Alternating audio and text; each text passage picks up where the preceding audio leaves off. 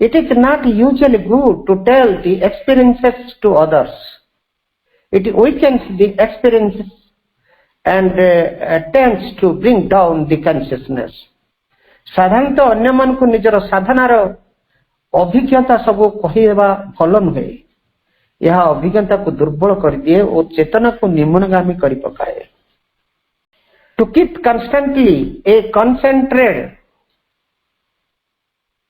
and engaged attitude is more important than having fixed hours of meditation. ध्यान एक निर्दिष्ट समय स्थिर कर रखिबा अपेक्षा अविरत एक एकाग्रता हो अंत संगृहित मनोभाव होउची अधिकतर गुरुत्वपूर्ण. परमा भागवत जननी श्रीमा परम प्रभु श्री अरविंद चरण कमल रे आमे अनंत कोटि प्रणाम जणाई आरंभ करबा को जाउचे आजिरो ऑनलाइन श्री अरविंद एस्पिरेशन पाठचक्र कार्यक्रम. आजिरो ऑनलाइन श्री अरविंद एस्पिरेशन पाठचक्र रे उपस्थित थिबा समस्त भाई और अपा मानन को वंदे मातरम आ प्रणाम. कार्यक्रम आरंभ रे चलतो आमे नीरव रे किछि क्षण ध्यान सेवा मंत्रमय सावित्री रो आवृत्ति सहित. आजिरो मंत्रमय सावित्री रो आवृत्ति पृष्ठ संख्या रहिछि 299. आजिरो मंत्रमय सावित्री को आवृत्ति करबा पई आमे चलंतु कोलकाता रु सीमा पंक अनुरोध करिबा. अपा आपण मंत्रमय सावित्री आवृत्ति करंतु आमे समस्ते नीरव रे प्रभु मां को ध्यान करिवो. समस्ते silence. Savitri, Book 2, The Book of the Traveler of the World, Canto 15, The Kingdoms of the Greater Knowledge. Their knowledge called him to her mystic peaks, where thought is held in a vast internal sense, and feeling swims across a sea of peace, and vision climbs beyond the reach of time. An equal of the first Creator sees, accompanied by an all-revealing light, he moved through regions of transcendent truth, inward, immense, innumerably one. Their distance was his own huge spirit's extent, delivered from the fictions of the mind. Time's triple dividing step baffled no more its inevitable and continuous stream. The long flow of its manifesting course was held in spirit's single wide regard. A universal beauty showed its face, the invisible deep fraught significances, here sheltered behind form's insensible screen, uncovered to him their deathless harmony, and the key to the wonder book of common things. In their uniting law stood up revealed the multiple measures of the upbuilding force, the lines of the world, geometer's technique, the lines of the world, geometer's technique, the enchantments that uphold the cosmic wave, and the magic underlying simple shapes. On peaks where silence listens with still heart to the rhythmic meters of the rolling worlds, he served the sessions of the triple fire. On the rim of two continents of slumber and trance, he heard the ever unspoken reality's voice, awakened revelation's mystic cry, the birthplace found of the sudden infallible word, and lived in the rays of an intuitive sun. धन्यवाद अपा. एक बजे आमे निरवरे ध्यान करुले मंत्रमय सावित्री उच्चारण सहित. परवर्ती कार्यक्रम प्रभु चरण कमल मां चरण कमल गोटे भक्ति नैवेद्य अर्पण करवा. चलते आम आज कार्यक्रम भक्ति नैवेद्य अर्पण करने आम सुनाबेड़ू अमिताभ अनुरोध करवा.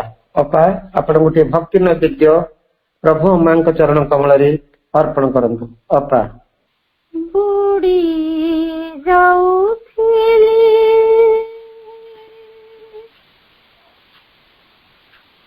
अथळ जଳରେ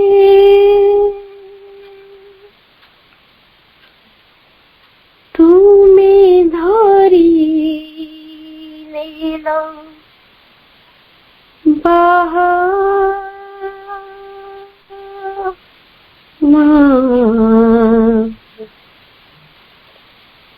তুমি ধরি দিল বাহার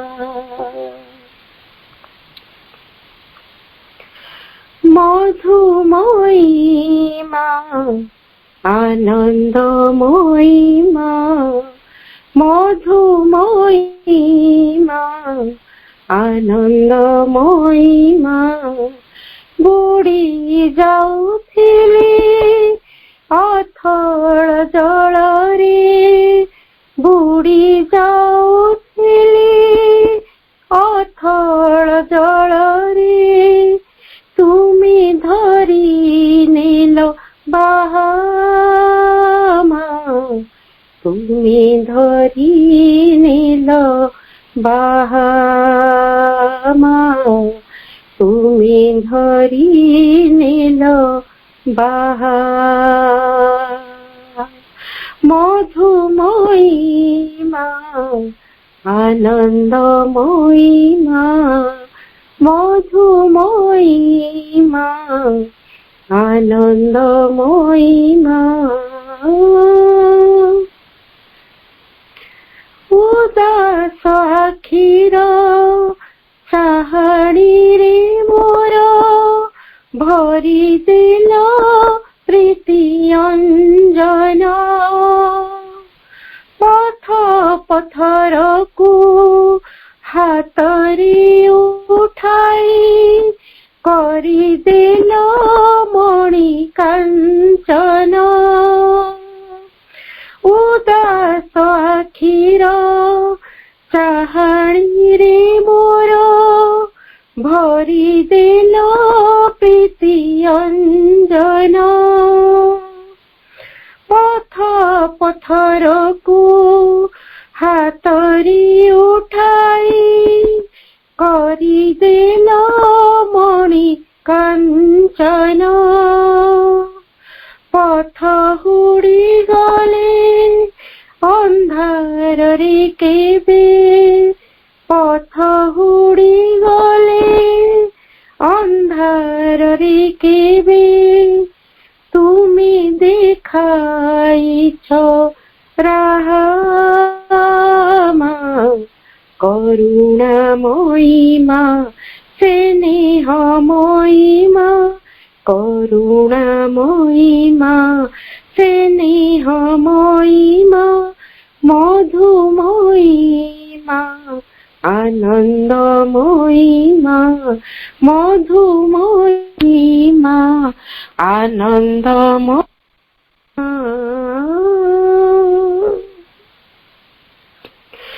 জীবন যাহা মু বুঝিଥିଲି দিনে সে তো ଥିଲା মরিচিকা অন্ধকারে জাଳି দিল পুଣି আলোকর দীপ্ত শিখা জীবন যাহা মু বুঝিଥିଲି দিনে সে তো ଥିଲା মরিচিকা অন্ধকারে জাଳି দিল পুଣି আলোকর দীপ্ত শিখা পাদে কଣ୍ଟା ফুটি রক্ত ঝরিলে পাদে কଣ୍ଟା ফুটি রক্ত ঝরিলে তুমি তো কহিছ আহা মা আলোক নন্দিনী মা জগত জননী মা আলোক নন্দিনী মা জগত জননী মা মধুময়ী মা আনন্দময়ী মা মধুময়ী মা ଆନନ୍ଦମୟୀ ମା। ଧନ୍ୟବାଦ ବାପା, ବହୁତ ଭାବ ଏବଂ ଇଏ ହଉଛି ମାଙ୍କ ପ୍ରତି ଯୋଉ ସ୍ନେହ ଭାବ, ଯୋଉ ପ୍ରେମ ଭାବ ଏବଂ ମା ଆମ ଭିତରେ ଯେଉଁ ରହିଛି ପ୍ରେମ, ସେଇ ପ୍ରେମମୟୀ ମାଙ୍କର ତାଙ୍କ ସନ୍ତାନ ମାନଙ୍କ ପାଇଁ ଯାହା ସବୁ ରହିଛି କରିବାର କାର୍ଯ୍ୟ, ଯୋଉଭଳି ସ୍ନେହ ତାଙ୍କର, ସେଇ ସ୍ନେହର କଥା, ପ୍ରେମର କଥା ଆପଣ ସୁନ୍ଦର ଭାବରେ ବୁଝେଇଛନ୍ତି। ସେ କହିଲେ ମୁଁ ଏଇ ସେଇ ମା ନୁହେଁରେ, ତୁ କାନ୍ଦୁଥିଲା ବେଳେ ମୁଁ ବି କାନ୍ଦୁଥିବି, ଅର୍ଥାତ୍ ତୋ ଦୁଃଖରେ ମୁଁ ଦୁଃଖୀ ହେବି। ତୁ ବୁଡି ଯାଉଥିଲା ବେଳେ ମୁଁ ବି ମଧ୍ୟ ତୋ ସହିତ ବୁଡିଯିବି ଏବଂ ତତେ ସେଇଠୁ ଉଦ୍ଧାର କରିବି। ଇଏ ହଉଛନ୍ତି ସେଇ ମା, ସେ ହଉଛନ୍ତି ଦିବ୍ୟ ଜନନୀ। କଣ୍ଟା ପାଦରେ ଫୁଟିଗଲେ ରକ୍ତ ବାହାରିଲା ବେଳେ ଆଉ କିଏ ଆହା କରିବାକୁ ନଥିବ ସେଠି, ସେ ନିର୍ଜନ ମରୁଭୂମିରେ ସେଠି କେବଳ ମା ଥିବେ, ଆହା କରିବେ, ପୋଛି ଦେବେ ଏବଂ ତାକୁ ତାଙ୍କର ସ୍ନେହରେ, ଯୋଉ ସ୍ନେହର ଆଶିଷ ଦେଇ ତାଙ୍କର ଦୁଃଖକୁ, ତା ସନ୍ତାନର ଦୁଃଖକୁ ସେ ହରଣ କରିଦିଏ। ଜୀବନରେ ଅଙ୍ଗେ ସମସ୍ତେ ଲିଭେଇଥିବା ମାଙ୍କୁ ଯୋଉମାନେ ଧରିଛେ, ଆମ ସମସ୍ତଙ୍କ ପାଇଁ ଗୋଟେ ଉଦାହରଣର ବନ୍ଦନାଟିଏ ବାପା ଆଜି ପ୍ରଦାନ କଲେ। ସମସ୍ତଙ୍କ ଜୀବନରେ ଏଇଭଳି ନିଶ୍ଚୟ ଘଟିଥିବ ଏବଂ ମାଙ୍କର କରୁଣା ଆମେ ନିଶ୍ଚିତ ରୂପେ ପାଇଥିବା ଏବଂ ତାର ଉପଶମ ହେଇଥିବ।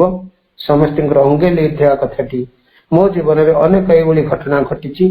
ବାପାଙ୍କର ଏଇ ବନ୍ଦନାଟି ମତେ ବହୁତ ହୃଦୟକୁ ମୋର ସ୍ପର୍ଶ କରିଛି। ଧନ୍ୟବାଦ ବାପା, ଆପଣ ଏଇଭଳି ଗୋଟେ ଭକ୍ତିପୂର୍ଣ୍ଣ ବା ଏପରି ଏକ ସ୍ପର୍ଶ, ମାତୃ କରୁଣାର ସ୍ପର୍ଶର ବନ୍ଦନାଟିଏ ନିବେଦନ କଲେ, ସେଥିପାଇଁ ପୁଣି ଥରେ ଆପଣଙ୍କୁ ଧନ୍ୟବାଦ। ସମୟ ହେଇକି କାର୍ଯ୍ୟକ୍ରମରେ ସେଇ ମାଙ୍କର ସେଇ କରୁଣା କଥା, ଅଭୟର କଥା, ମାଙ୍କର ଶକ୍ତିର କଥା, ସେଇ ମଧୁମୟୀ ମାଙ୍କର କଥା, ପ୍ରଭୁ ଶ୍ରୀ ଅରବିନ୍ଦଙ୍କର ରଚିତ ମାତୃ ସଂହିତା ବିଷୟରେ ଆମେ ଧାରାବାହିକ ଭାବରେ ଆଲୋଚନା କରି ଚାଲିଛେ। ପ୍ରଭୁ ଶ୍ରୀ ଅରବିନ୍ଦଙ୍କର ମାତୃ ସଂହିତା ଯାହାକି ଧାରାବାହିକ ଭାବରେ ଆଲୋଚନା କରି ଚାଲିଛନ୍ତି ଆମର କେନ୍ଦ୍ରାପଡ଼ାରୁ ଆମର ଅତି ପ୍ରିୟର ଅପା ଉର୍ମିଳା ଅପା। ଏଯାବତ ଆମର କଣ୍ଟିନ୍ୟୁ ରହିଛି ମାତୃ ସଂହିତା 2ୟ ଅଧ୍ୟାୟ, ବ୍ୟକ୍ତିଗତ ପ୍ରୟାସ, ମାଙ୍କର ଅଭୟ କରୁଣାର ଶକ୍ତି, ମାଙ୍କର ଅଭୟକୁ ପାଇବା ପାଇଁ, କରୁଣାକୁ ପାଇବା ପାଇଁ ଆମର ବ୍ୟକ୍ତିଗତ ପ୍ରୟାସ। ସେଇ ବ୍ୟକ୍ତିଗତ ପ୍ରୟାସରେ ଯୋଉ ସବୁ ଅବଷ୍ଟାକଲ୍ସ ରହିଛି, ମା ଓ ପ୍ରଭୁ ଆମ ଭିତରେ ଯୋଉ ରହିଛି, ଯୋଉ ଅବଷ୍ଟାକଲ୍ସ ରହିଛି, ମାଙ୍କର ଦିବ୍ୟ କରୁଣାକୁ ଆମକୁ ପାଇବା ପାଇଁ କିଏ ଗୋଟେ ଅଟକେଇ ଦଉଛି, ସେଇ ଅଟକେଇ ଦେବାର ଯୋଉ ରହିଛି, ସେଇ ପ୍ରତିରୋଧଟିକୁ କାଟିଦେଲେ ଝରଣାର ପାଣି ଯେମିତିକି ମାନେ କିଛି ପିବଲ୍ସ ବା ଗୁଡି ବା ମାଟି ଯେମିତି ଅଟକେଇ ଦେଇଥାଏ, ତାକୁ ଆଡେଇ ଦେଲେ ଯେମିତି ଝରଝର ହେଇ ସେଇ ଝରଣାର ସମସ୍ତ ପାଣି ତଳକୁ ବହିଯାଏ, ସେଇଭଳି ମାଙ୍କର କରୁଣା, ମାଙ୍କର ଅଭୟ ଆମ ପାଖରେ ପହଞ୍ଚିବା ପାଇଁ କିଏ କିଛି ଗୋଟେ ଅବଷ୍ଟାକଲ ସୃଷ୍ଟି କରିଛି। ସେ ଅବଷ୍ଟାକଲଟା ହଉଛି କଣ?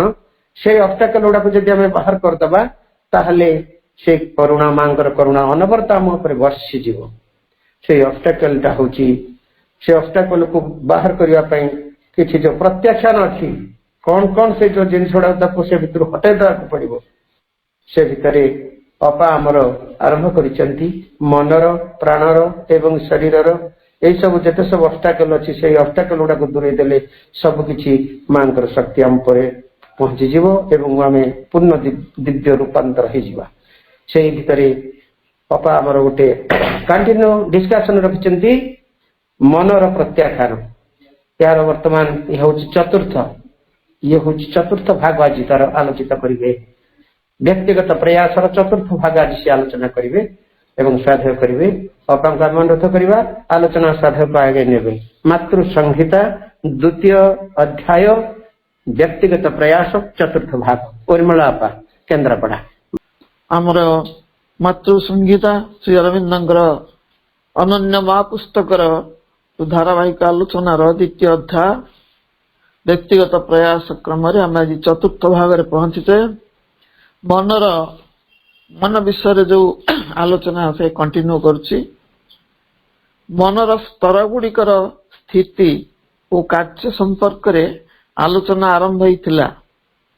ମାତ୍ର ସିଦ୍ଧି ଦିବସ ଉପଲକ୍ଷେ ସେହି ଦିବସର ତାତ୍ପର୍ଯ୍ୟ ଏବଂ ଅଧିମାନସର ଯୋଉ ଶକ୍ତି ସ୍ୱରୂପ ଓ କାର୍ଯ୍ୟଧାରା ସମ୍ପର୍କରେ ବିଶେଷ ଆଲୋଚନାଟି ଉପସ୍ଥାପନ କରାଯାଇଥିଲା।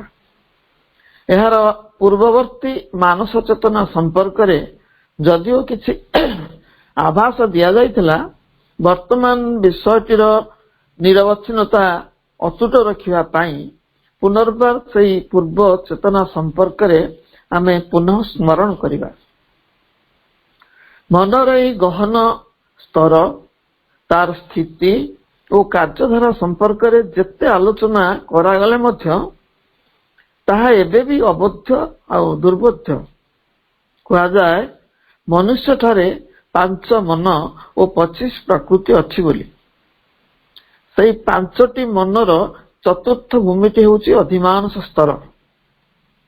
ଜଡ଼ ଭୂମି ଓ ପ୍ରାଣ ଭୂମି ପରେ ମନର ଅଭ୍ୟୁଦୟ। ଆମେ ଆଗରୁ ପଢିଥିଲେ ଜଡ଼ ଭୂମି କହିଲେ ଆମର ଶରୀର ଚେତନାକୁ ବୁଝାଏ। ସେଠି ଗୋଟିଏ ଫିଜିକାଲ ମାଇଣ୍ଡ ବା ଭୌତିକ ମନ ତା ସହିତ ସଂଶ୍ଳିଷ୍ଟ। ସେମିତି ପ୍ରାଣ ଭୂମିରେ ଗୋଟେ ଅଛି ଡିଜାୟାର ମାଇଣ୍ଡ, କାମନାତ୍ମକ ଯୋଉ ମନ। ଆମେ ଏ ଦିଟାକୁ ବିଶୁଦ୍ଧ ମନ ବୋଲି କହିପାରିବା ନାହିଁ। ଆକୁ ମନ ଚେତନା କୁହାଯାଏ ନା। ଏଟା ଜଡ଼ ଚେତନା, ଜଡ଼ ଭୂମି ଆଉ ପ୍ରାଣ ଚେତନା ବା ପ୍ରାଣ ଭୂମି। ତାପରେ ପ୍ରକୃତରେ ଯାହାକୁ ମାଇଣ୍ଡ ବା ମନ ବୋଲି ଆମେ କହୁଛୁ, ସେଇ ମନର ଅଭ୍ୟୁଦୟ ହେଇଛି। ମନର ସେଇ ପ୍ରାଥମିକ ସ୍ତରଟି ହେଉଛି ଥଟ୍ ମାଇଣ୍ଡ ବା ରିଜନିଂ ମାଇଣ୍ଡ, ଚିନ୍ତାଶୀଳ ବା ତାର୍କିକ ମନ। ସାଧାରଣ ମଣିଷଟି ଏହି ମନଟି ଧରି ଆତଯାତ ହୁଏ। ଏହା ଅସ୍ୱଚ୍ଛ ଓ ଅଜ୍ଞାନାଚ୍ଛନ୍ନ। ତେଣୁ ଏହା ଦ୍ୱାରା ପ୍ରେରିତ କର୍ମ ଗୁଡ଼ିକ ତ୍ରୁଟିପୂର୍ଣ୍ଣ ହୋଇଥାଏ। ଏହି ମନଟି ଅନେକ ସମସ୍ୟାର ଜନକ। ଏହା ସତ୍ୟକୁ ଖୋଜୁଥାଏ, କିନ୍ତୁ ଏକ ମୂଳଭୂତ ଅଜ୍ଞାନ ଭୂମିରେ ଖୋଜୁଥାଏ। ତେଣୁ ସତ୍ୟର ସ୍ୱରୂପ ସେ ସନ୍ଦର୍ଶନ କରିପାରେ ନାହିଁ। ଏହାର ଦ୍ୱିତୀୟ ସ୍ତରଟି ହେଉଛି, ତାକୁ ହାୟର ମାଇଣ୍ଡ କୁହାଯାଉଛି, ଉଚ୍ଚତର ମାନସ ଚେତନା। ମାନସୋତ୍ତର ଚେତନା ହୋଇଥିବାରୁ, এই ସାଧାରଣ ମନର ଉଚ୍ଚତର ଚେତନା ମାନସୋତ୍ତର ଚେତନା ହୋଇଥିବାରୁ ଏହାକୁ ଉତ୍ତର ମାନସ ବୋଲି ମଧ୍ୟ କୁହାଯାଏ। ଏହା ମନର ସର୍ବପ୍ରଥମ ଉଚ୍ଚଭୂମି, ଊର୍ଦ୍ଧ୍ୱଭୂମି। ଏହି ଭୂମିଟି ବିଶ୍ୱମୟ ସତ୍ୟ ଧାରଣରେ ସମର୍ଥ ହୋଇଥାଏ। ଏହାର ଥାଏ ସୁବିଶାଳ ଜ୍ଞାନର ସାମର୍ଥ୍ୟ। ଉଚ୍ଚତର ସତ୍ୟର ଅବତରଣ ପାଇଁ କ୍ଷେତ୍ର ପ୍ରସ୍ତୁତ କରିପାରେ। ଏଠାରେ ଅଛି ଆତ୍ମାର ପ୍ରଶସ୍ତ ଚିନ୍ମୟ ଭାବ। ତର୍କ ବୁଦ୍ଧିର ଊର୍ଦ୍ଧ୍ୱରେ ଥିବା ଏକ ଚେତନାରି ହେଉଛି ପାବଚ୍ଛ ବା ପାହାଚ। ତଥାପି ଏହା ବି ତ୍ରୁଟିଶୂନ୍ୟ ନୁହେଁ। ଏ ହାୟର ମାଇଣ୍ଡ ବା ଉଚ୍ଚତର ମନ, ଉତ୍ତର ମାନସ ଯାହାକୁ କୁହାଯାଉଛି, ସେଥିରେ ମଧ୍ୟ ତ୍ରୁଟି ବିଚ୍ୟୁତି ଅଛି।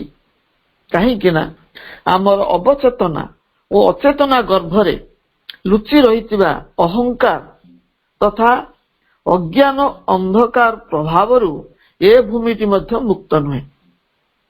ଆମେ ପରିତ୍ୟାଗ କରିଥିବା ପୂର୍ବ ସଂସ୍କାର ଗୁଡ଼ିକ ଲୁଚି ରହିଥିବା ସ୍ଥାନରୁ ପୁଣି ଫେରି ଆସିପାରନ୍ତି। ଅବଚେତନା ସ୍ତରରୁ ଉଠି ଆସୁଥିବା ବିରୋଧୀ ତତ୍ତ୍ୱ ଓ ପ୍ରତିରୋଧକାରୀ ଶକ୍ତି ଗୁଡ଼ିକ ଆମ ପାଇଁ ନିର୍ମମ ପରୀକ୍ଷକ।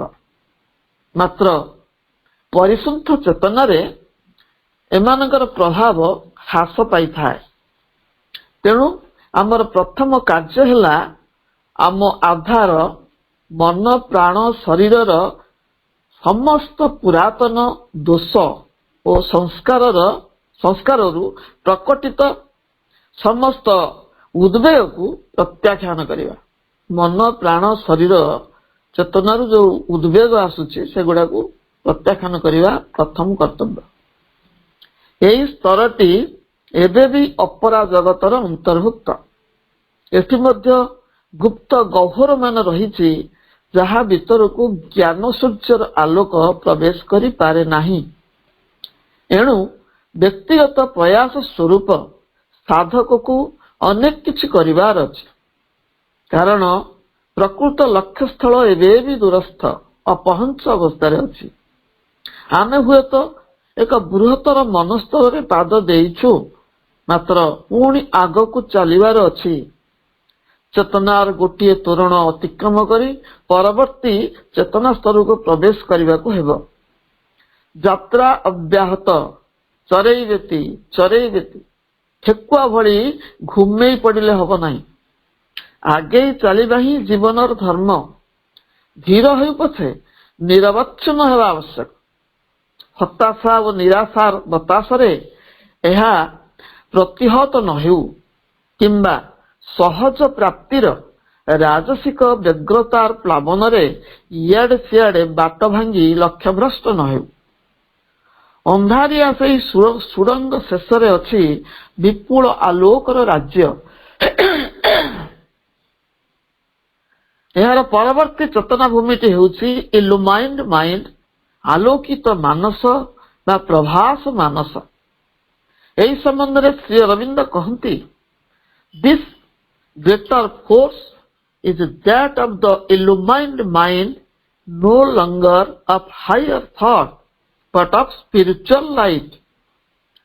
ଉଦ୍ଭାସିତ ମନର କାର୍ଯ୍ୟଶକ୍ତି ହେଉଛି କେବଳ ଉଚ୍ଚତର ଭାବନା ନୁହେଁ, ଦିବ୍ୟ ଦୃଷ୍ଟି। ଏହା ଆଧ୍ୟାତ୍ମିକ ଆଲୋକର ମନ। ଊର୍ଦ୍ଧ୍ୱଭୂମିରୁ ଏଠାରେ ଉଦ୍ଭାସିତ ହୁଏ ଅଧ୍ୟାତ୍ମ ସତ୍ୟର ବିଦ୍ୟୁତ ଛଟା। ଏହା ଏକ ଆଧ୍ୟାତ୍ମିକ ବୁଦ୍ଧିଦୀପ୍ତ ଚେତନା। ଏପରି ବିପୁଳ ଜ୍ୟୋତିର୍ମୟ ଚେତନା ବଳୟର ବାହାରେ ତଥାପି ଅନେକ ଅନାଲୋକିତ ଗହ୍ୱର ରହିଥାଏ, ଯାହା ସତ୍ୟ ଜ୍ଞାନର ପ୍ରତିରୋଧୀ। ଏଥିପାଇଁ ଆମକୁ ଏହା ଊର୍ଦ୍ଧ୍ୱସ୍ଥ ଅନ୍ୟ ଏକ ଚେତନା ଭୂମିକୁ ଯିବାକୁ ହେବ। ତାହା ହେଉଛି ଇଣ୍ଟୁଇଟିଭ ମାଇଣ୍ଡ, ଅର୍ଥାତ୍ ବୁଦ୍ଧି ମାନସ ବା ସମ୍ବୋଧି ମାନସ।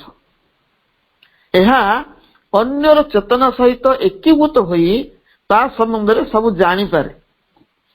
ଅନ୍ୟର ଆଭ୍ୟନ୍ତରୀଣ ଭାବ ଓ ଅନୁଭବକୁ ନିଜେ ଅନୁଭବ କରିପାରେ।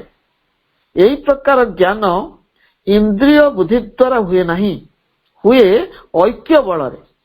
ଏହାର ନାମ ହେଉଛି ନଲେଜ ବାଇ ଆଇଡେଣ୍ଟିଟି, ଅର୍ଥାତ୍ ଜାଣିବାକୁ ଚାହୁଁଥିବା ବ୍ୟକ୍ତି ଓ ଯାହା ସମ୍ବନ୍ଧରେ ଜାଣିବାକୁ ଚାହୁଁଥାଏ ତା ସହିତ ଚେତନାର ଏକ ଏକତ୍ୱ।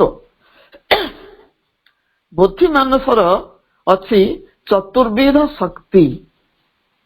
ଏକରେ ହେଉଛି ସତ୍ୟ ଦର୍ଶନ, ଦୁଇରେ ସତ୍ୟ ଶ୍ରବଣ ବା ସତ୍ୟର ଅନୁସରଣ, ତିନିରେ ସତ୍ୟ ସ୍ପର୍ଶନ, ଚାରିରେ ହେଉଛି ସତ୍ୟ ବିବେକ ଶକ୍ତି। ତଥାପି ଅବଚେତନାର ଗହ୍ୱର ଆହୁରି ସୁବିଶାଳ। ଏହାକୁ ସମ୍ବୋଧିର ଜ୍ୟୋତି ସମ୍ପୂର୍ଣ୍ଣ ନିରାକରଣ କରିପାରିବ ନାହିଁ। ଏହା ଅଚେତନ ଓ ଅବଚେତନ ଭୂମି ମାନଙ୍କର ବିରୋଧୀର ସମ୍ମୁଖୀନ ହେଇପାରେ ନାହିଁ। ଆମର ଏଇ ବୁଦ୍ଧି ମାନସଟି ଏ ଯୋଉ ଅବଚେତନା ଆଉ ଅଚେତନା ଭୂମିରେ ଯୋଉ ବିରୋଧୀ ଶକ୍ତି ଅଛନ୍ତି ତାଙ୍କ ବିରୁଦ୍ଧରେ ତାଙ୍କର ସମ୍ମୁଖୀନ ହେଇପାରେ ନା। ତେଣୁ ଏହାଠାରୁ ଉଚ୍ଚତର ସତ୍ୟ ଜ୍ଞାନର ହସ୍ତକ୍ଷେପ ଅପରିହାର୍ଯ୍ୟ ହେଇଯାଏ। ଏହି ସମ୍ବୋଧି ଚେତନାର ଊର୍ଦ୍ଧ୍ୱତର ଚେତନା ଭୂମିଟି ସେ ହେଉଛି ଅଧିମାନସ ସ୍ତର ବା ଓଭର ମାଇଣ୍ଡ। ପୂର୍ବ ସପ୍ତାହରେ ଏହି ସମ୍ପର୍କରେ ଆଲୋଚନା ସରିଛି, ତେଣୁ ଏଠାରେ ତାର ପୁନରାବୃତ୍ତି କରୁନାହିଁ। କେବଳ ଏତିକି ମନେ ପକେଇବା ଯେ ଏହି ଦେବତାମାନଙ୍କର ନିବାସ ଭୂମିଟି କିନ୍ତୁ ଅପରା ଜଗତର ଅନ୍ତର୍ଭୁକ୍ତ। ଅପରା ଜଗତର ଏଇଟା ସର୍ବୋଚ୍ଚ ସ୍ତର ଏବଂ ପରାଜଗତ ପାଇଁ ଇଏ ଗୋଟିଏ ସଂଯୋଗ ସେତୁ।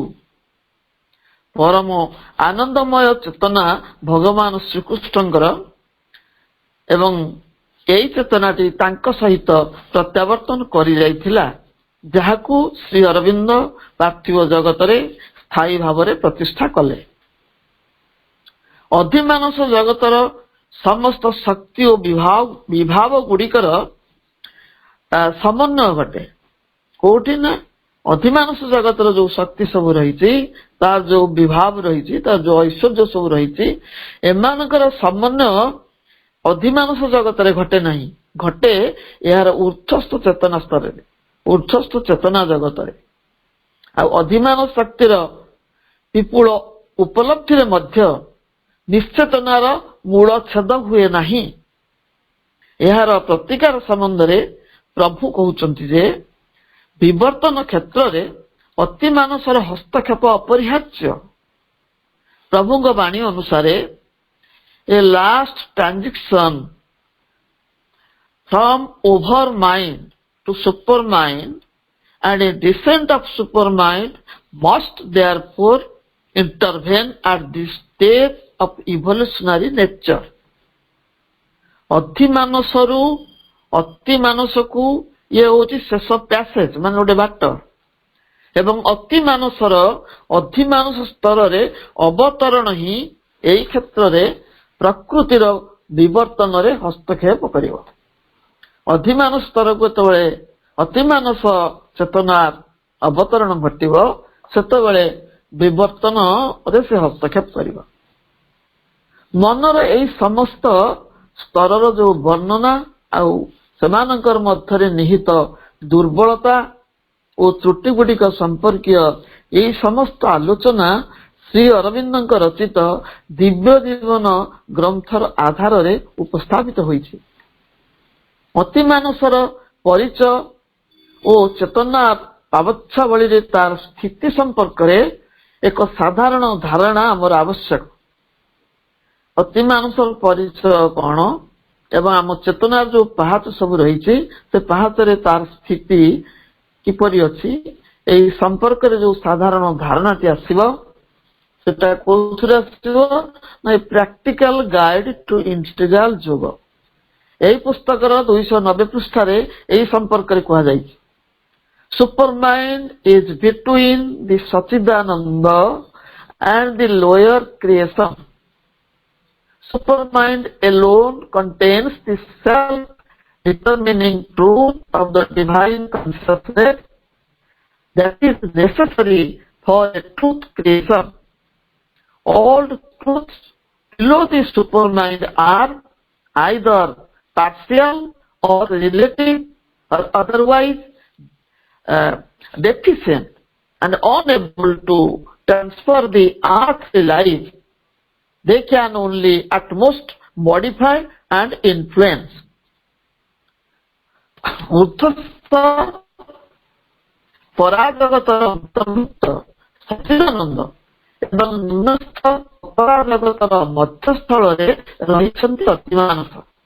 ଅତିମାନସ ହେଉଛି ଅପରାଜଗତର ଉର୍ଦ୍ଧ୍ୱ ଆଉ ପରାଜଗତର ସର୍ବନିମ୍ନ ସ୍ତର ଏବଂ ସତ୍ୟାନନ୍ଦ ଯୋଉ ସ୍ତରଟି ରହିଛି ଏବଂ ଅପରାଜଗତ ମତେ ରହୁଛନ୍ତି ଏକମାତ୍ର ଅତିମାନସ ମଧ୍ୟରେ ଅଛି ଆତ୍ମପ୍ରତିଷ୍ଠ ସତ୍ୟ ଏବଂ ଦିବ୍ୟ ଚେତନା ଯାହା ସତ୍ୟ ସୃଷ୍ଟି ପାଇଁ ଆବଶ୍ୟକ। ଅତିମାନସର ନିମ୍ନରେ ରହିଛି ଅପୂର୍ଣ୍ଣ ତଥା ଆଂଶିକ ସତ୍ୟ ପାର୍ଥିବ ଜୀବନର ରୂପାନ୍ତର ପାଇଁ ଅସମର୍ଥ, ଅର୍ଥାତ୍ ଅଧିମାନସ ସ୍ତରର ସତ୍ୟ ବା ଚେତନା ରୂପାନ୍ତର କରିପାରିବ ନାହିଁ। ଅତିମାନସ ହେଉଛି ମନ ପ୍ରାଣ ଦେହର ବହୁ ଊର୍ଦ୍ଧ୍ୱରେ ଥିବା ଏକ ଶକ୍ତିଶାଳୀ ସତ୍ୟ ଚେତନା। ବିବର୍ତ୍ତନ ମାଧ୍ୟମରେ ଯେପରି ମନ ପ୍ରାଣ ଦେହର ପୃଥିବୀ ପୃଷ୍ଠରେ ପରିପ୍ରକାଶ ଘଟିଛି, ସେହିଭଳି ଅତିମାନସର ଜଡଭୂମିରେ ଆବିର୍ଭାବ ଓ ଆତ୍ମପ୍ରକାଶ ଅନିବାର୍ଯ୍ୟ। ଈଶ୍ୱରଙ୍କର ଯେଉଁ 5ଟି କୋଷ ଯଥା ଅନ୍ନମୟ କୋଷ, ପ୍ରାଣମୟ କୋଷ, ମନୋମୟ କୋଷ, ବିଜ୍ଞାନମୟ କୋଷ ଓ ଆନନ୍ଦମୟ କୋଷ ରହିଛି, ବିବର୍ତ୍ତନ ମାଧ୍ୟମରେ ଏଥିରେ ଏକ ପରେ ଅନ୍ୟଟି ପ୍ରକାଶ ପାଇ ଚାଲିଛି। ଏବେ ଈଶ୍ୱର ମନୋମୟ କୋଷ ରୂପେ ପ୍ରକଟିତ ହେଇଛନ୍ତି। ଯେତେବେଳେ ବିଜ୍ଞାନ ଅର୍ଥାତ୍ ଅତିମାନସ କୋଷ ଏବଂ ଆନନ୍ଦମୟ କୋଷ ପ୍ରକାଶ ଘଟିବ, ସେତେବେଳେ ଈଶ୍ୱରଙ୍କର ପରିପୂର୍ଣ୍ଣ ଅଭିବ୍ୟକ୍ତି ସମ୍ଭବ ହେବ। ଶ୍ରୀ ଅରବିନ୍ଦଙ୍କ ରଚନା ଆଧାରରେ ମନର ସ୍ତର ସମ୍ପର୍କରେ କିଛି ଆଲୋକପାତ କରାଯାଇଛି। ଏହାପରେ ଆମେ ପରବର୍ତ୍ତୀ ପ୍ରାଣ ଚେତନା ସମ୍ପର୍କରେ ତଥା ପ୍ରାଣ ପ୍ରକୃତିରୁ ଆମକୁ କଣ ପ୍ରତ୍ୟାଖ୍ୟାନ କରିବା ଆବଶ୍ୟକ ସେହି ସମ୍ପର୍କରେ ଜାଣିବାର ପ୍ରୟାସ କରିବା।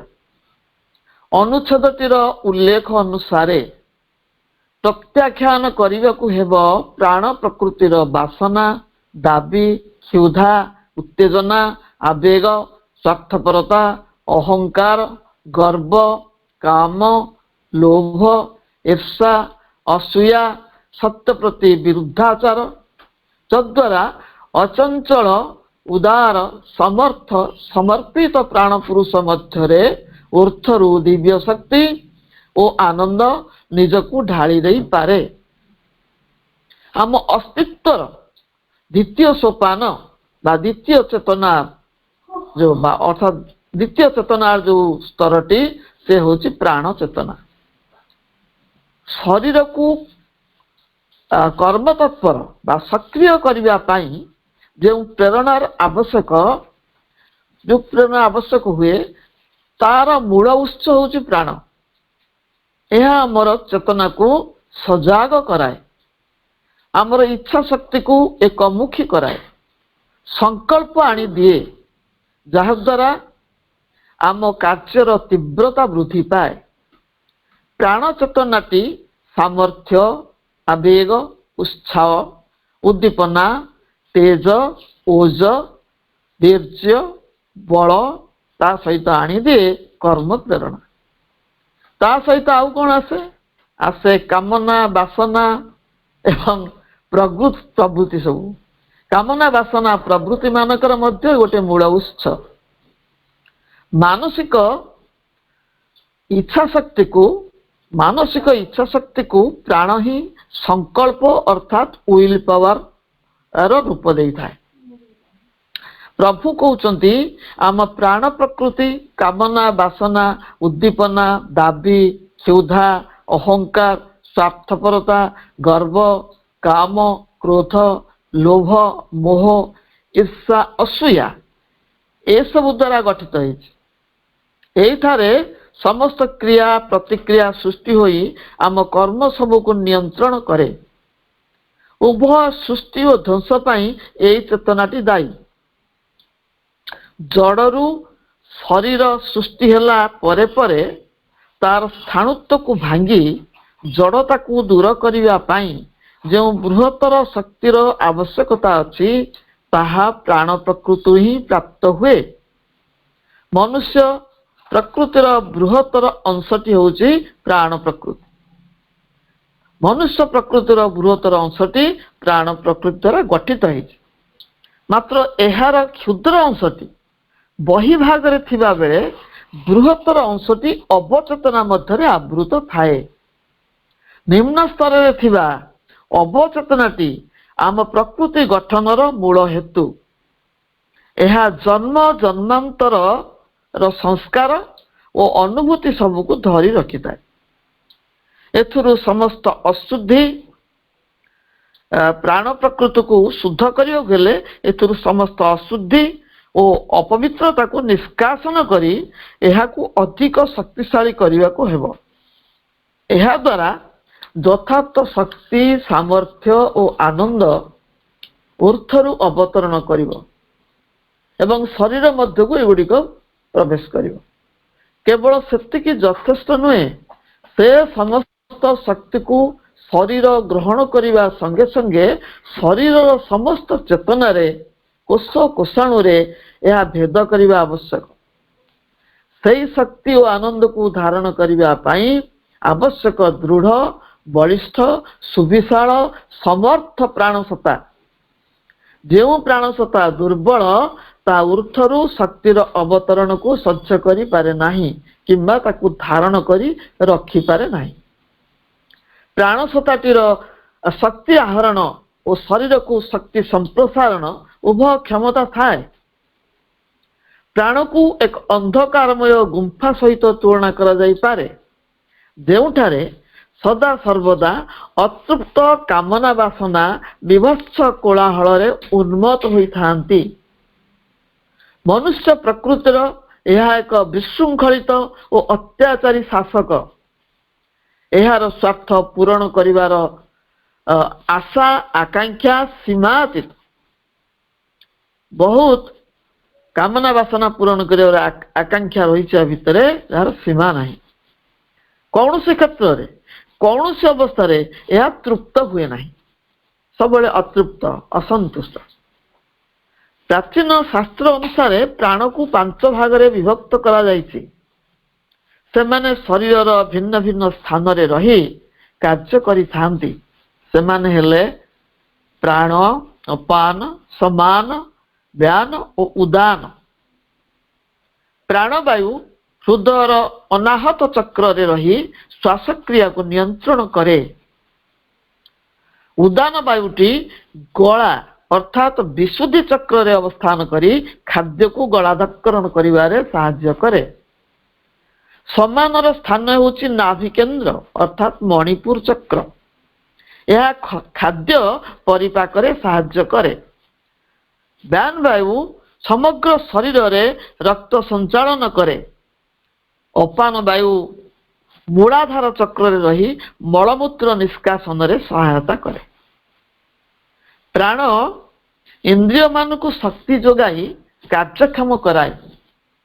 ପ୍ରାଣବାୟୁର ଅବର୍ତ୍ତମାନରେ ମନୁଷ୍ୟ ମୃତ୍ୟୁ ମୁଖରେ ପତିତ ହୁଏ। ସମଗ୍ର ପ୍ରାଣ ସତ୍ତାଟିର ସକାରାତ୍ମକ ଦିଗଟି ହେଲା ଏହି ସତ୍ତାଟି ଶକ୍ତି, ସାମର୍ଥ୍ୟ, ଉତ୍ସାହ ଓ ସକ୍ରିୟତାର ଉତ୍ସ ଏବଂ ଏକ ଶକ୍ତିଶାଳୀ ଯନ୍ତ୍ର। ମାତ୍ର ଏହା ଯଦି ଶାସକ ଭୂମିକାକୁ ଆସିଯାଏ, ସେ ଏକ ସ୍ୱେଚ୍ଛାଚାରୀ ଶାସକ ରୂପେ ଅତ୍ୟାଚାର ଆରମ୍ଭ କରେ। ଏହା ବିଳାସ ପ୍ରିୟ, କାମନା ବାସନାର କ୍ଷେତ୍ର ହୋଇଥିବାରୁ ସେଥିରୁ ଯଦି ସେ କିଞ୍ଚିତ ବାଧା ଉପୁଜେ, ତାର କାମନା ବାସନା ପୂର୍ତ୍ତି କ୍ଷେତ୍ରରେ କିଞ୍ଚିତ ବାଧା ଉପୁଜିଲେ ସେ ଦୁଃଖୀ ଓ ଅବସାଦଗ୍ରସ୍ତ ହେଇଯାଏ। ଏହା ଏକ ଅମାନିଆ ଅଶ୍ଵ ସଦୃଶ, ମାତ୍ର ମଣ ହୋଇ ଆୟତ୍ତରେ ରହିଲେ ସର୍ବଶ୍ରେଷ୍ଠ ସାହାଯ୍ୟକାରୀ ସତ୍ତା ରୂପେ ଆବିର୍ଭୂତ ହୁଏ। ପ୍ରାଣଶକ୍ତି ବିନା ଜଡ଼ରେ ଜୀବନ ସଞ୍ଚାର ହୋଇପାରେ ନା। କୌଣସି ସୃଜନାତ୍ମକ କାର୍ଯ୍ୟ ପ୍ରାଣ ବିନା ସମ୍ଭବ ନୁହେଁ। ଇଏ ହେଉଛି କ୍ରିଏଟିଭ ଫୋର୍ସ, ଚିତ୍ ଶକ୍ତିର ଆସିଛି। ଶ୍ରୀ ଅରବିନ୍ଦ ପ୍ରାଣସତ୍ତାକୁ ମଧ୍ୟ 5 ଭାଗରେ ବିଭକ୍ତ କରିଛନ୍ତି। ପ୍ରଥମତଃ ସେ କହୁଛନ୍ତି ମାନସିକ ପ୍ରାଣ। ଏହାର ସ୍ଥାନ ମନୁଷ୍ୟର କଣ୍ଠରୁ ହୃତ୍କେନ୍ଦ୍ର ପର୍ଯ୍ୟନ୍ତ। ଏହା ମନୁଷ୍ୟର ଆବେଗ ପ୍ରବେଗକୁ, କାମନା ବାସନାକୁ ମାନସିକ ରୂପ ଦିଏ, ଚିନ୍ତା କରେ ଓ ତାକୁ ବାକ୍ୟରେ ପ୍ରକାଶ ବି କରେ। ଏଇଟା ମାନସିକ ପ୍ରାଣ। ଏହି କଣ୍ଠରୁ ହୃତ୍କେନ୍ଦ୍ର ପର୍ଯ୍ୟନ୍ତ ବିସ୍ତୃତ। ଦ୍ୱିତୀୟତଃ ଭାବପ୍ରବଣ ପ୍ରାଣ। ଏହା ହୃତ୍କେନ୍ଦ୍ରର ସମ୍ମୁଖ ଭାଗରେ ଥାଏ। ଏହାର ପଶ୍ଚାତ ଭାଗରେ ଚୈତ୍ୟ ସତ୍ତା ଥାନ୍ତି। ଏହା ପ୍ରେମ, ଘୃଣା, ସୁଖ, ଦୁଃଖ, ଈର୍ଷା, ଅସୂୟା ଆଦି ଭାବ ଗୁଡ଼ିକର ମୂଳ ଉତ୍ସ ଭାବପ୍ରବଣ ପ୍ରାଣ। ତୃତୀୟତଃ କେନ୍ଦ୍ରୀୟ ପ୍ରାଣ। ଏହା କେନ୍ଦ୍ରରୁ ନାଭି କେନ୍ଦ୍ର ମଧ୍ୟରେ ଅବସ୍ଥିତ। ହୃତ୍କେନ୍ଦ୍ରରୁ ନାଭି କେନ୍ଦ୍ର ଏହାର ସ୍ଥାନ। ଏହା ଯଶୋଲିପ୍ସା, ଉଚ୍ଚାଭିଳାଷ, ଲାଳସା, ଆକାଂକ୍ଷା, ଗର୍ବ, ଭୟ ତଥା ବିଭିନ୍ନ ପ୍ରତିକ୍ରିୟାର ଉତ୍ସ। ଚତୁର୍ଥତଃ ନିମ୍ନ ପ୍ରାଣ। ନିମ୍ନ ପ୍ରାଣ ଦୈନନ୍ଦିନ ଜୀବନର ଛୋଟ ବଡ଼ କାମନା ବାସନା, ଆଶା ଆକାଂକ୍ଷାର କେନ୍ଦ୍ର। ଲାଳସା, ଆତ୍ମଗର୍ବ, କଳହ, ଦ୍ୱନ୍ଦ୍ୱ, ପ୍ରଶଂସା ଏସବୁ ପ୍ରତି ତାର ଆସକ୍ତି। କ୍ରୋଧ ମଧ୍ୟ ତାର ଗୋଟିଏ ପ୍ରକୃତି। ତାର ଯୋଉ କଣ ସବୁ ରହିଛି ଆଶା ରହିଛି, କାମନା ବାସନା ରହିଛି, ଛୋଟ ବଡ଼ କାମନା ବାସନା ଏବଂ ଲାଳସା, ଆତ୍ମଗର୍ବ, କଳହ, ଦ୍ୱନ୍ଦ୍ୱ, ପ୍ରଶଂସା ପ୍ରତି ଏକ ଆସକ୍ତି, କ୍ରୋଧ, ଏଗୁଡ଼ିକ ସବୁ ହେଉଛନ୍ତି ନିମ୍ନ ପ୍ରାଣ ପ୍ରକୃତିର ଗତିବୃତ୍ତି। ଏହା ନାଭି କେନ୍ଦ୍ରର ନିମ୍ନ ଆଡ଼କୁ ଅବସ୍ଥିତ, ନାଭିଠୁ ତଳକୁ। ମନୁଷ୍ୟ ପ୍ରକୃତିର ବୃହତ୍ତର ଅଂଶଟିଏ ଏହି ପ୍ରାଣ ପ୍ରକୃତି ଦ୍ୱାରା ଗଠିତ, ନିମ୍ନ ପ୍ରାଣ ପ୍ରକୃତି ଦ୍ୱାରା। ଏହାକୁ ସଠିକ ଭାବରେ ବୁଝିପାରିଲେ ନିୟନ୍ତ୍ରଣରେ ରଖାଯାଇପାରିବ। ପଞ୍ଚମତ, ପ୍ରାଣ ପ୍ରକୃତିର ଏକ ବୃହତ୍ ଅଂଶ ଆମ ଅବଚେତନା ଭିତରେ ରହିଥାଏ। ତାକୁ ଆମେ ଜାଣିନୁ। ଅବଚେତନା ଭିତରେ ଆଉ ଗୋଟେ ବୃହତ୍ ଅଂଶ ପ୍ରାଣ ପ୍ରକୃତିର ରହିଛି। ନିମ୍ନ ସ୍ତରରେ ଥିବା ଏହି ପ୍ରାଣିକ ଚେତନାଟି ଆମ ପ୍ରକୃତି ଗଠନରେ ବୃହତ୍ତର ଭୂମିକା ଗ୍ରହଣ କରେ। ଏହି ଅବଚେତନା ଭିତରେ ଆମର ଜନ୍ମ ଜନ୍ମାନ୍ତରର ସଂସ୍କାର ଓ ଅନୁଭୂତି ସବୁ ଗଚ୍ଛିତ ହେଇକି ଥାଏ। ଏମାନେ ମଝିରେ ମଝିରେ ଉପରକୁ ଉଠି ଆସି ଆମ ବାହ୍ୟ ପ୍ରକୃତି ଉପରେ ପ୍ରଭାବ ପକାଇଥାନ୍ତି। ଏମାନଙ୍କର ପ୍ରଭାବର କମ୍ ବେଶୀ ଅନୁସାରେ, କେତେ ପ୍ରଭାବ ପକାଉଛନ୍ତି କମ୍ କିମ୍ବା ବେଶୀ, ସେହି ଅନୁସାରେ ବ୍ୟକ୍ତିମାନଙ୍କ ଆଚରଣରେ ମଧ୍ୟ ପାର୍ଥକ୍ୟ ଦେଖାଯାଏ। ଅବଚେତନାର ଅଧିକ ପ୍ରଭାବରେ ଆସିଥିବା ବ୍ୟକ୍ତି ବିଶେଷଙ୍କ ଆଚରଣରେ ଅନେକ ସମୟରେ ଅସ୍ୱାଭାବିକତା ଦେଖାଯାଏ। ବିକୃତ ଓ ଅସଙ୍ଗଠିତ ପ୍ରବୃତ୍ତି ଗୁଡ଼ିକ ଅବଚେତନାରେ ଏତେ ଅଧିକ ପ୍ରଭାବଶାଳୀ ଥାନ୍ତି ଯେ ଦିବ୍ୟ ଶକ୍ତିର ହସ୍ତକ୍ଷେପ ବ୍ୟତୀତ ଏହି ଅବଚେତନାଗ୍ରସ୍ତ ପ୍ରାଣସତ୍ତାଟିର ଶୁଦ୍ଧିକରଣ ଅସମ୍ଭବ। ଅବଚେତନା ଏକ ଅନ୍ଧକାରର ଗୁମ୍ଫା ସଦୃଶ। ଏହା ଅଭ୍ୟନ୍ତରକୁ ପ୍ରବେଶ କରି ପ୍ରାଣ ପ୍ରକୃତିର ଅସ୍ତିତ୍ୱଟିକୁ ଆବିଷ୍କାର କରିବାକୁ ପଡ଼ିବ। ଅବଚେତନା ଭିତରକୁ ପ୍ରବେଶ ନ କଲେ ଏ ପ୍ରାଣକୁ ଆବିଷ୍କାର କରିହୁଏ ନାହିଁ। ପ୍ରାଣର ନିମ୍ନ ପ୍ରବୃତ୍ତି ଓ ଗତିବୃତ୍ତିକୁ ଜୋର ଜବରଦସ୍ତ ଦମନ କଲେ ଏହା ଅଧିକ ଉଗ୍ର ଓ ପ୍ରଚଣ୍ଡ ହୋଇ ଉଠେ। ଏହାର ପ୍ରତିକ୍ରିୟା ଶୁଭଙ୍କର ହୁଏ ନାହିଁ। ସେଥିପାଇଁ ପୁରାତନ ଯୋଗ ପଦ୍ଧତିରେ କଠୋର ତପସ୍ୟାର ଶୃଙ୍ଖଳା ଦ୍ୱାରା ଏହା ଉପରେ କର୍ତ୍ତୃତ୍ୱ ସ୍ଥାପନ କରାଯାଉଥିଲା, ମାତ୍ର ଏହା ସ୍ଥାୟୀ ହୋଇ ରହିନଥିଲା। ଏହାଦ୍ୱାରା ପ୍ରାଣର ସହଯୋଗ ଭାବଟି ନଷ୍ଟ ହେଇଯାଏ। ତାକୁ ଦମନ କଲେ ସେ ଯାହା ସହଯୋଗ କରନ୍ତା ସେଟା କରେ ନାହିଁ, ସହଯୋଗ ଭାବଟା ନଷ୍ଟ ହେଇଯାଏ। ଯେଉଁ ପ୍ରବୃତ୍ତିଟିକୁ ଦମନ କରାଯାଇଥାଏ ମନେ ହେଉଥାଏ ସବୁଦିନ ପାଇଁ ସେଟା ଚାଲିଗଲା, ବାସ୍ତବରେ ତା ଚାପି ହେଇକି ରହିଥାଏ, ଲୁକ୍କାୟିତ ହେଇକି ରହିଥାଏ। ଅବଚେତନାରେ ଏଟା ଲୁଚି ରହେ। ସୁଯୋଗ ପାଇଲେ ପୁନର୍ବାର ଉପରକୁ ଉଠି ଆସେ ଏବଂ ସଜ୍ଜରେ ଆକ୍ରମଣ କରେ, କାରଣ ଏମାନେ ଅବଦମିତ ହୋଇ ରହିଥିବାରୁ ଅଧିକ ଶକ୍ତିଶାଳୀ ହେଇଥାନ୍ତି। ଆମର ଶାସ୍ତ୍ର ପୁରାଣରେ ଏହାର ଅନେକ ଉଦାହରଣ ରହିଛି। ଋଷି ବିଶ୍ୱାମିତ୍ର ଆକୁ ଚାପି ଦେଇକରି କଠୋର ତପସ୍ୟା କଲେ, କିନ୍ତୁ କ'ଣ ହେଲା? ବିଶ୍ୱାମିତ୍ରଙ୍କର ସେହି କଠୋର ତପସ୍ୟା ଭଗ୍ନ ହେଇଥିଲା ସ୍ୱର୍ଗର ଅପସରୀ ମେନକାଙ୍କ ନୁପୁର ନିକୋଣରେ କାମର ପ୍ରୟୋଗ ଆସିଗଲା। ଜନ୍ମ ନେଇଥିଲେ ଶକୁନ୍ତଳା। ଋଷି ଋଷ୍ୟଶୃଙ୍ଗ ଜରତାକୁ ଅନୁସରଣ କରି ଅଯୋଧ୍ୟାରେ ପହଞ୍ଚିଥିଲେ। ଋଷି ଦୁର୍ବାସା କ୍ରୋଧକୁ ଦମନ କରିଥିଲେ।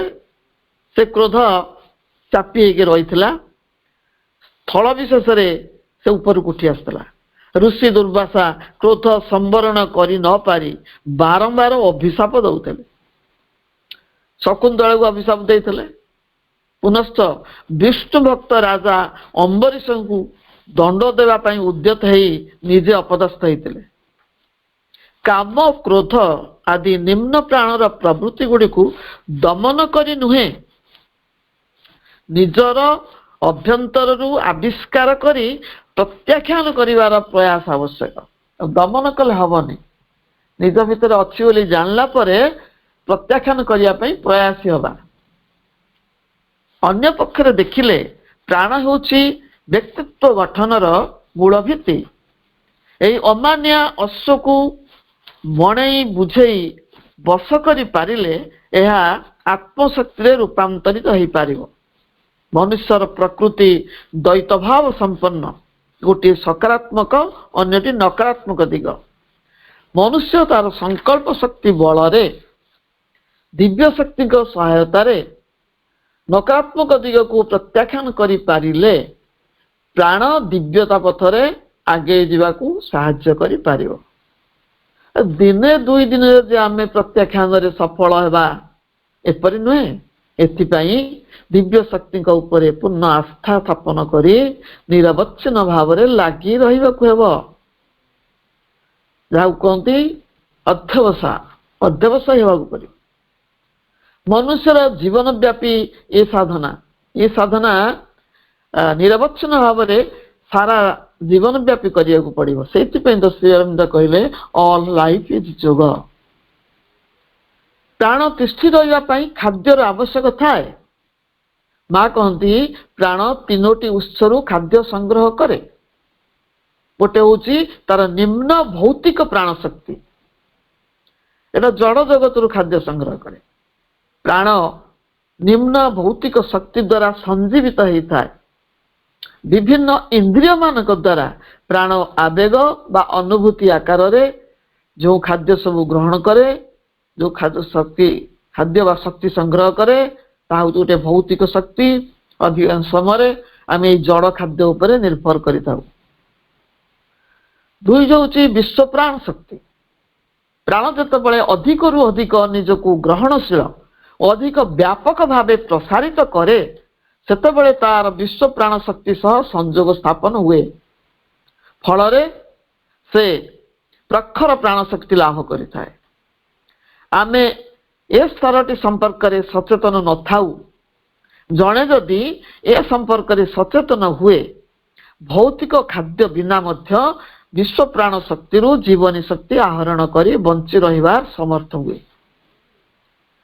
यही सचेतनता द्वारा चेतना मध्य अपशक्ति मानक मध्य चिन्हट करी विताड़ित करिबार से सफल हुए। विश्व प्राण शक्ति जो आसीब से प्रत्याख्यान करिबार सफल हब। प्राण चेतना रे जहा किछि दुष्कृति रही दुष्प्रवृत्ति रही। तीन रे आछि ऊर्ध्वस्थ आध्यात्मिक शक्ति। प्राणर आस्पृहा और शुद्धता थिले उच्चतर शक्ति ता मध्य को अवतरण करे एवं प्राण क्षेत्रटी आध्यात्मिक शक्ति रे परिपूर्ण होई उठे।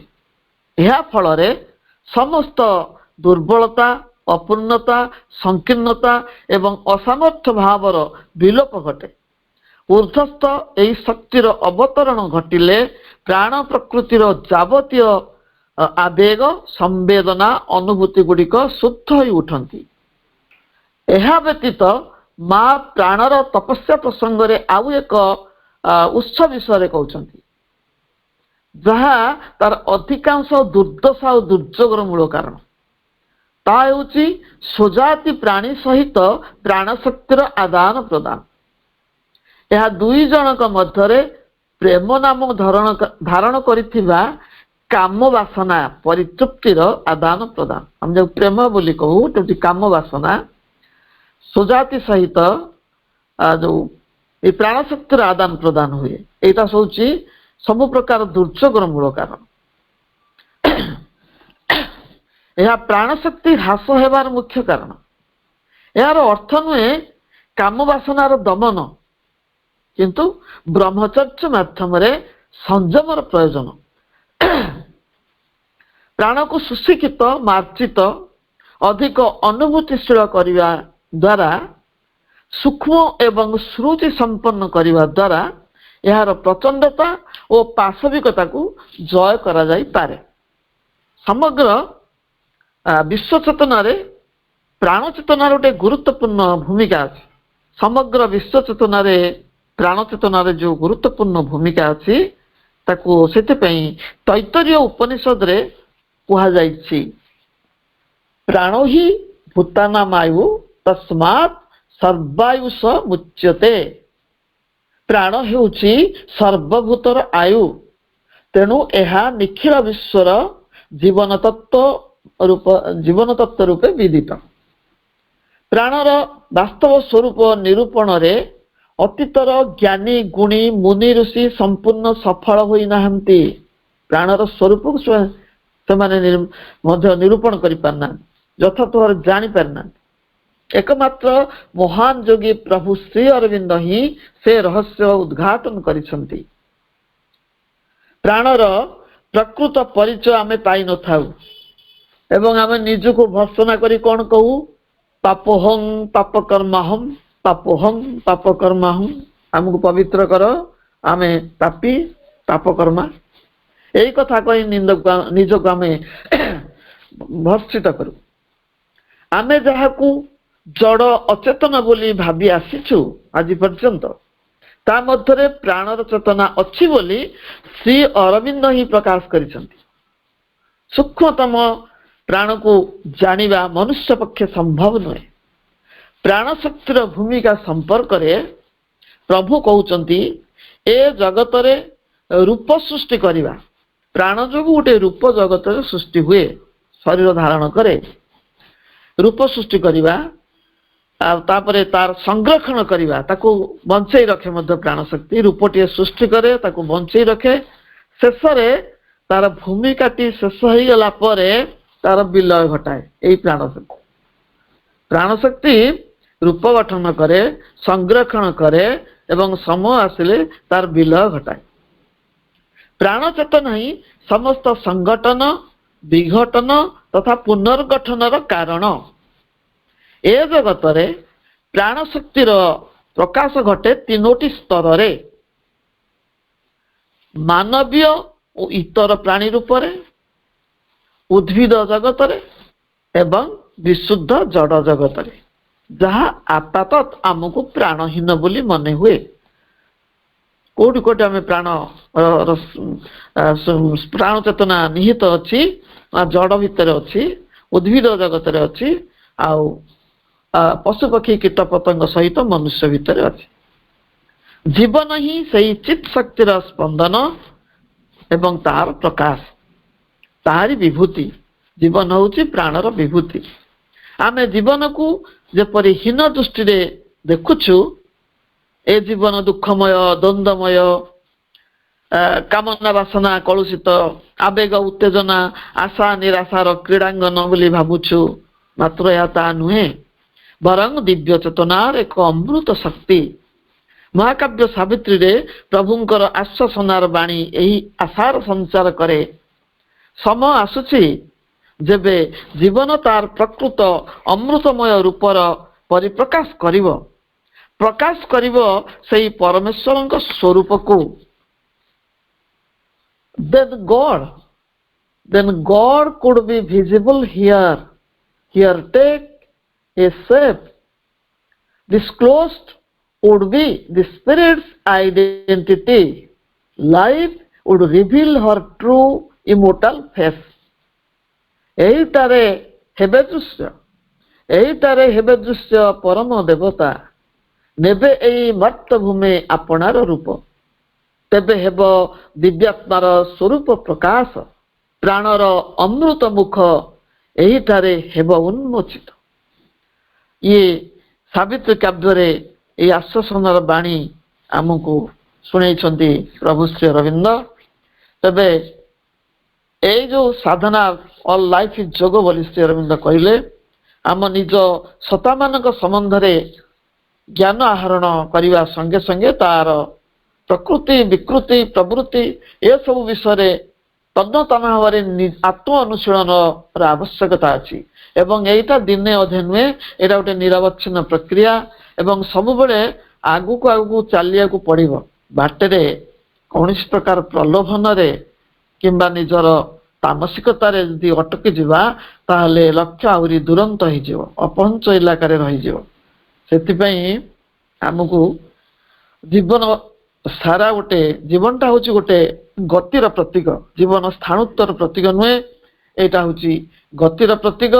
ଆଉ ସେ ଗତିଟି ନୁହେଁ ଯେ ଜନ୍ମରୁ ମୃତ୍ୟୁ ପର୍ଯ୍ୟନ୍ତ ଯାତ୍ରା, ଯାହାକୁ ଶ୍ରୀ ଅରବିନ୍ଦ କହିଲେ man is an aimless traveller between birth and death. ମଣିଷ ଏଯାଏଁ ସେଇ ଭାବନାରେ ରହିଛି। ଜନ୍ମ ଆଉ ମୃତ୍ୟୁ ମଧ୍ୟରେ ଏଇ ଯୋଉ ଡିଷ୍ଟାନ୍ସ ଅଛି, ଯୋଉ ପଥ ରହିଛି, ଆମେ ତାକୁ ଜୀବନର ପଥ ବୋଲି କହୁଛୁ। ଆଉ ସେଇଠିକି ନିରର୍ଥକ ଭାବରେ ଯାତ୍ରା କରୁଛୁ ଏବଂ ମୃତ୍ୟୁକୁ ଅନ୍ତିମ ଲକ୍ଷ୍ୟ ଭାବରେ ଜାଣୁଛୁ। ଶ୍ରୀ ଅରବିନ୍ଦ ହିଁ ଏହି ଧାରଣାକୁ ପରିବର୍ତ୍ତନ କରିଛନ୍ତି। ମର୍ତ୍ତ୍ୟମଣ୍ଡଳେ ଦେହ ବହି ଦେବତା ହେଲେ ବି ମରଇକୁ ସେ କାଟି ଦେଇଛନ୍ତି ଏ ସତ୍ୟକୁ। ସେ କହିଛନ୍ତି ଏଇଠି ମଣିଷ ଅମୃତ ତତ୍ତ୍ୱ ଲାଭ କରିବ ଯଦି ଆମେ ସେଇ ସର୍ତ୍ତ ଗୁଡ଼ିକ ପାଳନ କରିବା ଏବଂ ଆମର ସତ୍ତାମାନଙ୍କର ଏ ପ୍ରତ୍ୟାଖ୍ୟାନକୁ